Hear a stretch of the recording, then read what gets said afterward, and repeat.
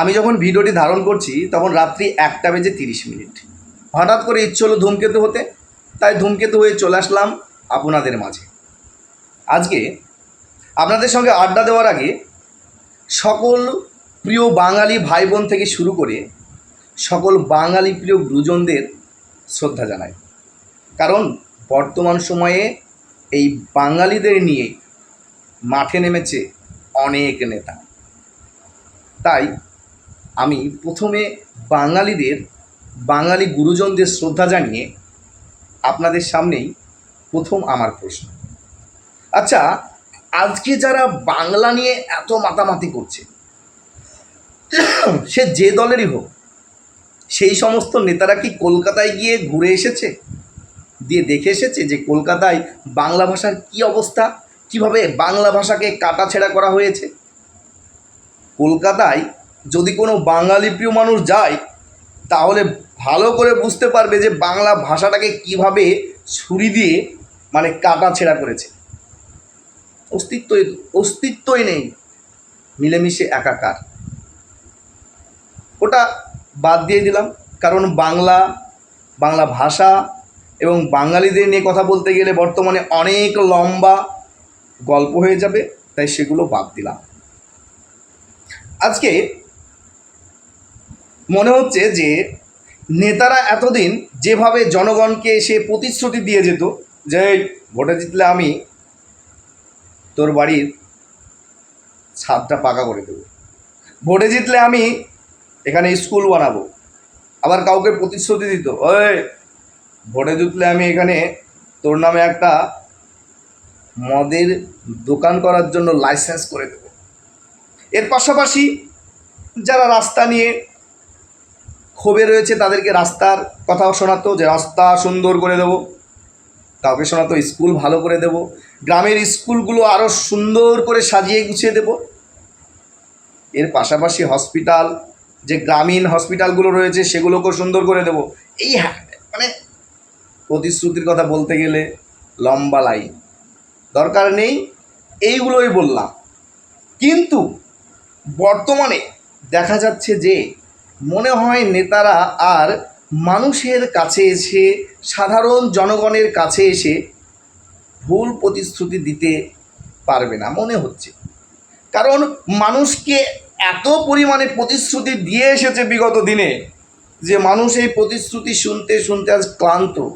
মানুষ বলছে থাক ভাই, এই শুনতে শুনতে আমার এই চুলগুলো সাদা হয়ে গেল, এবার তোদের প্রতিশ্রুতি সাইডে রাখ। আমরা যারা সাধারণ জনগণ, যারা সত্যিকারের রাস্তা চাই, যারা সত্যিকারের শিক্ষা প্রতিষ্ঠান চাই, যারা সত্যিকারের সুন্দর স্বাস্থ্য ব্যবস্থা চাই, সে প্রাইভেট হতে পারে, সে সরকারি হতে পারে, যেন দুর্নীতিমুক্ত জায়গা হয়। এই বিষয়গুলো যারা চায় তারাই হয়তো আগামীতে প্রতিশ্রুতি দিয়ে যাবে। কোনো নেতা হয়তো আসছে, ওই নেতা সাহেব দাঁড়ান, আপনি তো খুব প্রতিশ্রুতি দিয়েছেন, এবার আমরা প্রতিশ্রুতি দেব যে ভোট দেব যদি আমাদের কাজ করে দেন। প্রত্যেকটা জনগণই হয়তো প্রশ্ন করে বসবে যে আমরা প্রতিশ্রুতি দিচ্ছি আপনাকে, আপনি রাস্তা করে দেন, স্কুলগুলো ঠিক করে দেন, শিক্ষক নেই স্কুলে নিয়োগ করুন। গ্রামের দরিদ্র পরিবারের ছাত্রছাত্রীরা পড়তে পারছে না, তাদের আগামীতে কী অবস্থা হবে? তারা যদি ভালো পড়া না শেখে তাহলে আবার বাংলা ভাষাটাকে কিভাবে ধরে রাখবে? অধিকাংশ গ্রামের মানুষ তো বাংলা মিডিয়ামে পড়ে।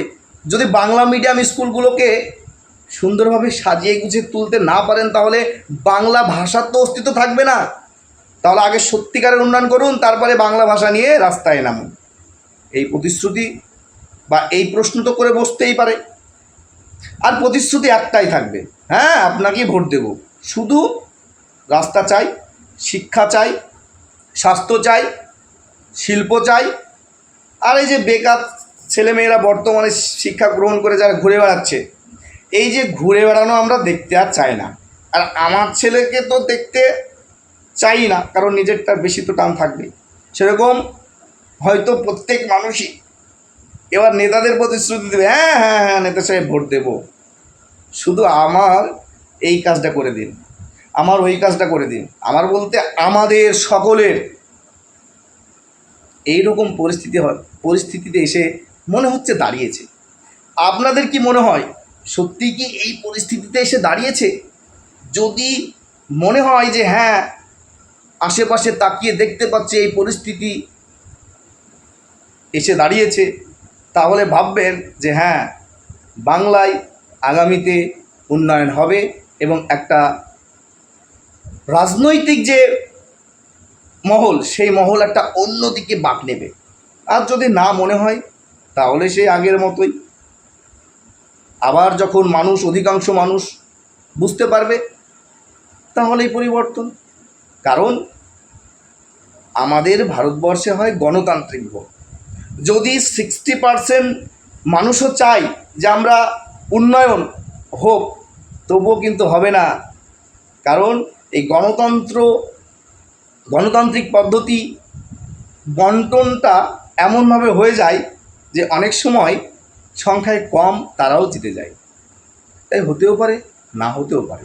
তবে প্রত্যেকটা সাধারণ ভোটার তারা বুঝতে পারবে সত্যিই কি পরিবর্তন আগামীতে আসতে চলেছে। এটা কিন্তু একমাত্র সাধারণ জনগণ, যারা কোনো রাজনৈতিক দলের পতাকা দেখে ভোট দেয় না, যারা উন্নয়ন দেখে ভোট দেয়, যারা কোনো ব্যক্তিকে দেখে ভোট দেয় না, সেই ব্যক্তির কাজ দেখে ভোট দেয়, তারা নিশ্চয়ই বুঝতে পারবে। আমার কথায় অনেক মুদ্রাদোষ থাকতে পারে, অনেক ভুল ত্রুটি থাকতে পারে, তবে সেটাকে ক্ষমার চোখে দেখবেন এটাই আশা করছি। কারণ আমিও একজন ছাত্র, আমিও এই পৃথিবীতে শিখতে এসেছি। ধন্যবাদ, ভালো থাকবেন, সুস্থ থাকবেন।